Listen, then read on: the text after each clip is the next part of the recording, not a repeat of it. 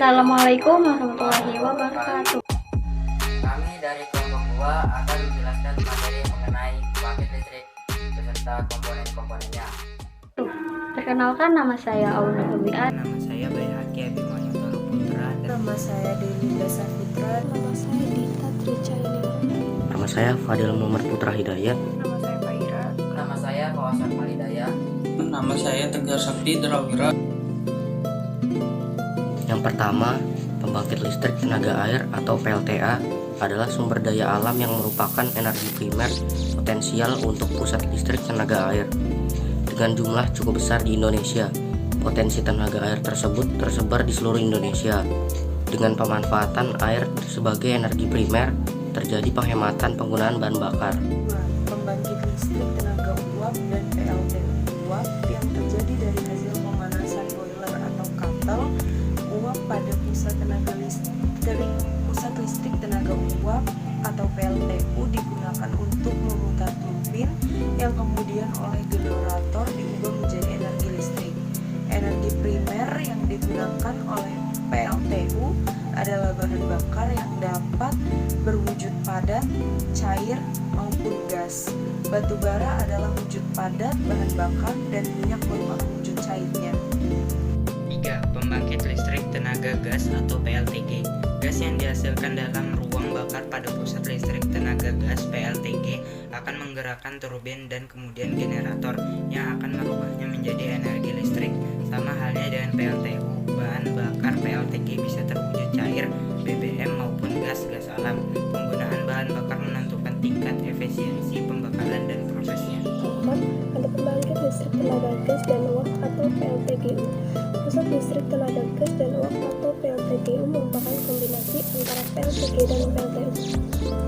Gas buangan PLTG yang bersuhu tinggi akan dimanfaatkan sebagai pemanas uap di kata penghasil uap bertekanan tinggi.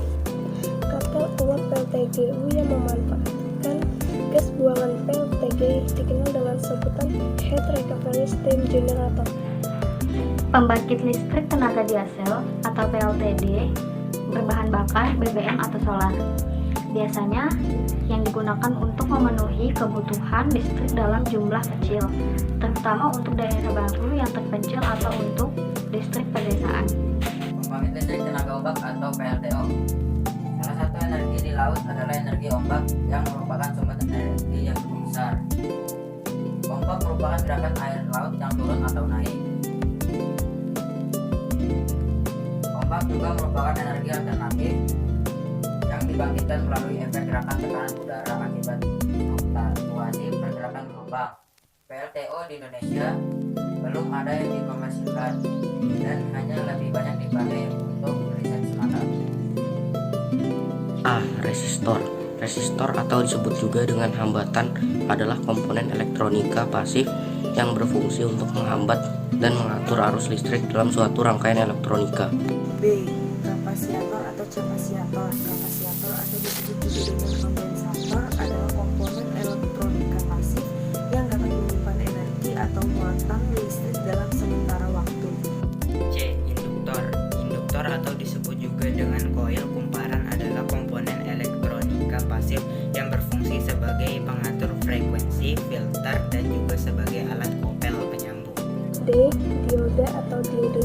Diode adalah komponen elektronika aktif yang berfungsi untuk menghantarkan arus listrik ke satu arah dan menghambat arus listrik dari arah sebaliknya. Diode terdiri dari dua elektroda yaitu anoda dan katoda. Resistor merupakan komponen elektronika aktif yang memiliki banyak fungsi dan merupakan komponen yang memegang peranan yang sangat penting dalam dunia elektronik modern saat ini. IC adalah komponen elektronika aktif yang terdiri dari gabungan ratusan bahkan jutaan transistor, resistor, dan komponen lainnya yang diintegrasi menjadi sebuah rangkaian elektronika dalam sebuah kemasan kecil. Saklar. Saklar adalah komponen yang digunakan untuk menghubungkan dan memutuskan aliran listrik. Dalam rangkaian elektronika, saklar sering digunakan sebagai bank atau out dalam peralatan elektronika.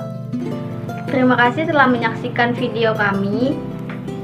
Sekian dari kelompok 2. Wassalamualaikum warahmatullahi wabarakatuh.